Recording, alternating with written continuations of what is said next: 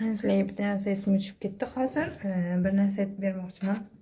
Misol Samarqandda yashagan bo'lsak, kvartirada. Короче, kvartirantlar birinchi uyimizda yoshi kattaroq ayol edi. O'sha kattaroq kishi edi, er xotin edi. Ya'ni bitta qizchasi bor edi. Men xo'jayinimni tashlab uyga kelardim. Ya'ni Toshkentga kelardim. U ayol biz uyimizga kirib, hamma narsani ko'rib chiqardi.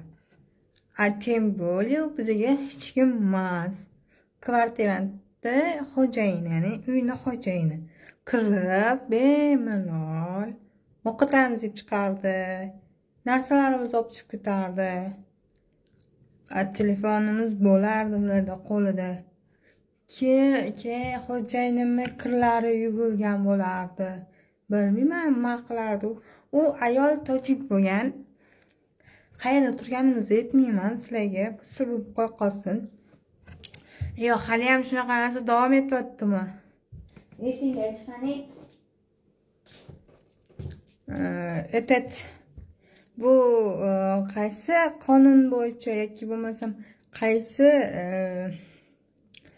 plan bo'yicha uyga kiriladi? Misol uchun sizlar ham kvartirada yashasanglar, sizlarga ham do'konda uylarga kirib bemalol tekshirishi mumkin deb bir yerga yozib qo'ygan bo'ladimi? Yoki bo'lmasa shartnomada yozib qo'ygan bo'ladimi? Uylarni bemalol kirib ko'rish mumkin deb. Yoki bo'lmasam xo'jayining bo'lsa, ayolingning narsalarini titib, xo'jayinning narsalarini titib ko'rishga haqqim bor deb yozib qo'ygan qonun chiqqanmi yoki? O'sha narsaga men tushunmasdim. Va u yerda men xo'jayinimga aytardim, bu yerdan tezroq chiqib ketaylik. Bo'lmasam hamma narsamizni vayronga chiqarib tashlaydi derdim.